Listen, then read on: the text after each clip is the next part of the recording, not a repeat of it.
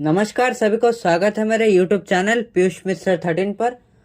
और आज हम बात करने वाले हैं वेद व्यास के महाभारत का जो 100वां विषय है हाथियों का युद्ध, उसके बारे में आज हम बात करेंगे। उससे पहले प्लीज चैनल को सब्सक्राइब कर लीजिए और सब्सक्राइब बटन के बगल में जो बेल आइकन है उसको भी प्रेस कर लीजिए ताकि मेरे वीडियोस को नोटिफिकेशन आपको बिल्कुल टाइम पर मिल जाए। वीडियो अच्छा लगे तो लाइक कीजिए और शेयर भी कीजिए आपके फ्रेंड्स और फैमिली के साथ ताकि हमारा चैनल ग्रो कर सके। तो चलिए आज के वीडियो की शुरुआत करते हैं, पर उससे पहले हम जान लेते हैं कि हमने पिछले वीडियो में क्या जाना था। तो पिछले वीडियो में हमने जाना था कि किस प्रकार अर्जुन ने संसप्तों के साथ युद्ध किया था और द्रोण ने पूरी तरह से कोशिश की थी कि युधिष्ठिर को काबू में किया जाए, पर लगातार एक के बाद एक बाधाएं आ रही थी उनके सामने। तो उसके बाद की स्टोरी हम आज जानते हैं। पांडव सेना को द्रोण पर आक्रमण करने के लिए दौड़ते देख कौरव सेना उन्हें रोकने के लिए आगे बढ़े। दुर्योधन ने हाथियों की एक सेना लेकर भीम पर आक्रमण कर दिया। भीम दुर्योधन से मिलने की प्रतीक्षा कर रहा था। उसने हाथियों की सेना में भगदड़ मचा दी। उसने सैकड़ों बाणों से हाथियों को छेद डाला और एक ही बाण से दुर्योधन का धनुष काट डाला। दुर्योधन की ये दुर्दशा देखकर अंग देश के राजा एक विशाल हाथी पर सवार होकर भीम की ओर आए।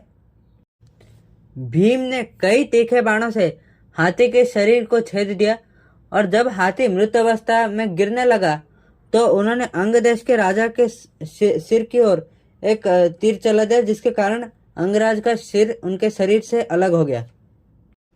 राजा की मृत्यु होते देख अंग देश की सेना वहां से भाग गई। घोड़े, हाथी और रथ जो भी चला रहे थे वो सब चारों दिशाओं में भाग गए, जिसके कारण कई पैदल सैनिक वो हाथी और घोड़ों के नीचे दबकर कुचलकर मारे गए। दुर्योधन की हाथियों का सेना तो पहले से ही छिन्न भिन्न हो चुका था। इसके कारण कौरव सेना में एक आतंक छा गया। ये स्थिति देखकर प्राग ज्योतिषपुर के राजा भगदत्त से रहा नहीं गया। वे अपने प्रसिद्ध हाथी सुप्रतीक पर सवार होकर भीम की ओर आए। सुप्रतीक युद्ध के हाथियों में अजय था और इसी प्रकार उसने भीम के रथ पर आक्रमण कर दिया।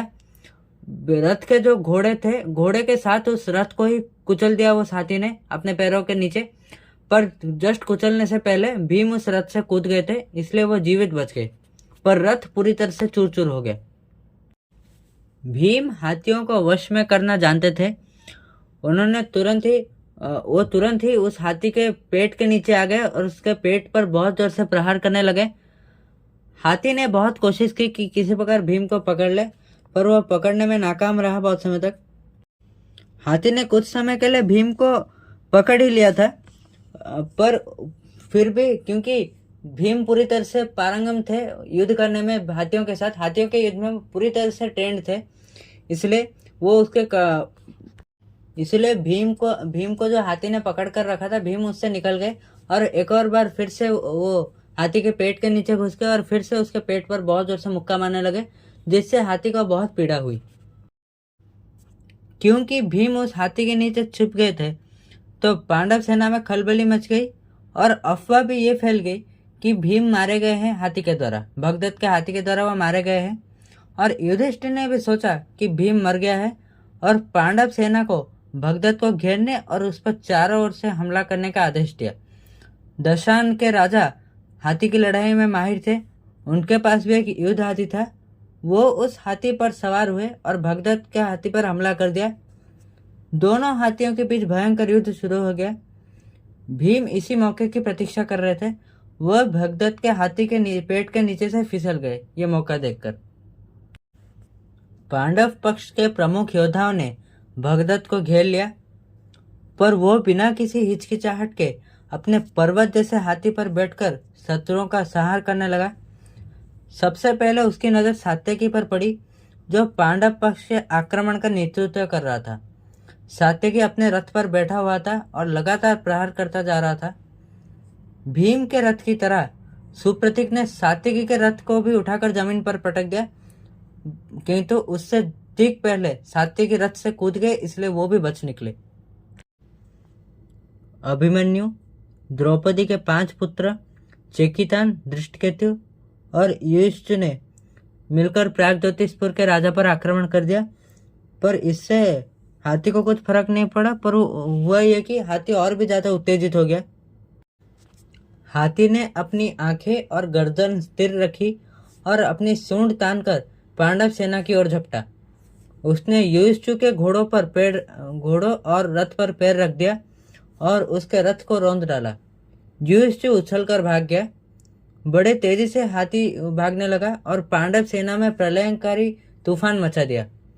हाथी, घोड़े, रथ और पैदल सेनाएं भी भयभीत होकर भाग गई। उस समय सेना के बिखरने से वहां पर भयंकर शोर हुआ और बहुत धूल भी उड़ने लगी वहां पर आंधी की तरह। अर्जुन, जो दूर संसप्तों के साथ युद्ध कर रहे थे, ये देखकर वो थोड़े से चिंतित हो गए। अर्जुन ने श्री कृष्ण से कहा, मधुसूदन, प्रागज्योतिषपुर के राजा अपने शक्तिशाली हाथी से पांडव सेना का संहार कर रहे हैं और उनका हाथी तो युद्ध के हाथियों में सर्वश्रेष्ठ है। कोई भी अस्त्र उस हाथी को विचलित नहीं कर सकता। मुझे लगता है आज वो एक हाथी पूरी पांडव सेना को नष्ट कर देगी। यह कहकर अर्जुन ने श्री कृष्ण को आदेश दिया कि वे अपना रथ भगदत्त के पास ले जाए।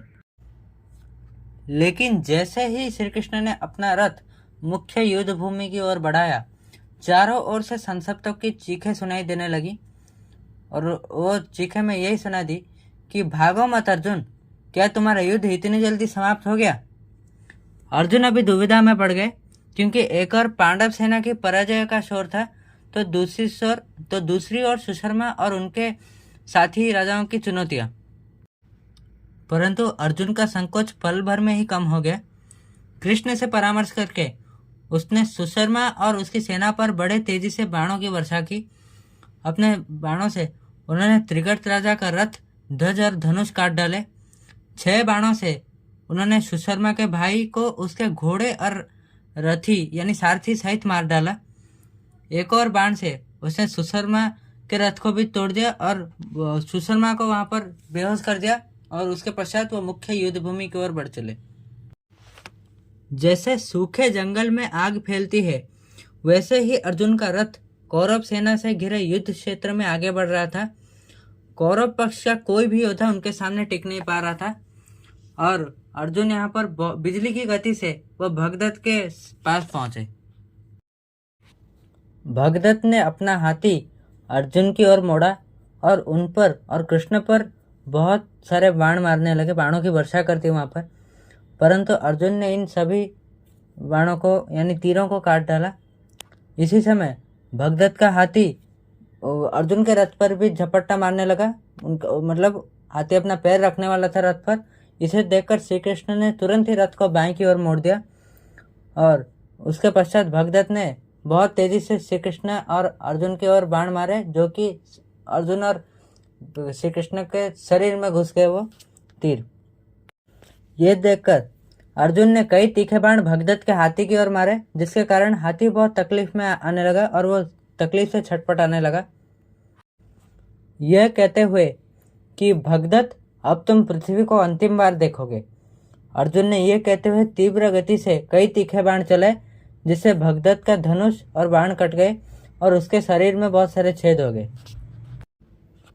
कौरव सेना में हाहाकार मच गया। शकुनी के 2 भाई वृषक और अचक नामक उनके जो 2 भाई थे, वो अर्जुन को आगे और पीछे से उन्होंने घेर लिया और उन पर बाणों से प्रहार किया। लेकिन अर्जुन ने शीघ्रता से अपने तीखे बाणों की सहायता से उनके धनुष, बाण और रथ और घोड़े सबको उन्होंने नष्ट कर दिया और रथ की ध्वजाएं भी काट डाली और उन 2 भाइयों को मार डाला।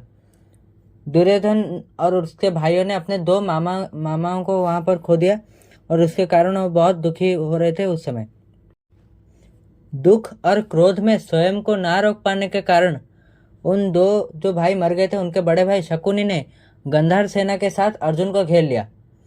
शकुनी माया युद्ध में निपुण थे, किंतु अर्जुन ने उनके जो दिव्य बाण की शक्ति से शकुनी के माया को नष्ट कर दिया और शकुनी पर उन्होंने बहुत सारे बाण चला दिए। शकुनी जानता था कि क्रोधित अर्जुन क्या कर सकते हैं। खास करके पांडवों के साथ अपने छल कपट से किए गए पाप का बोझ हमेशा उसे सताता रहता था। उसने बिना किसी हिचकिचाहट के अपने रथ पर सवार होकर वो वहां से अपने प्राण बचाकर भाग गए।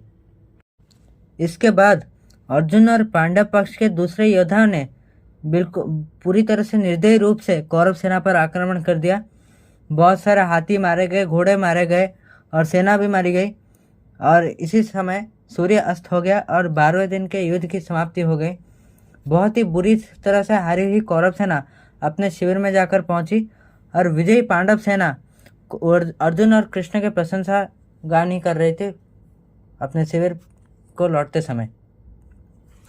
तो यही थी आज की स्टोरी। आशा करता हूँ आपको वीडियो अच्छा लगा और वीडियो को आखिरी तक देखने के लिए बहुत बहुत धन्यवाद। और प्लीज़ वीडियो को लाइक करके जाएगा। और मैं क्या इंप्रूव कर सकता हूँ अपने वीडियोस में, ज़रूर आपको कमेंट्स में बता सकते हैं। और क्या मैं इंप्रूव कर सकता हूँ, क्या आपको वीडियो में अच्छा लगा, वो भी ज़रूर आप कमेंट्स में बताइए। और प्लीज़ वीडियो को शेयर करके जाएगा। चलिए मिलते हैं नेक्स्ट एपिसोड में। नमस्कार।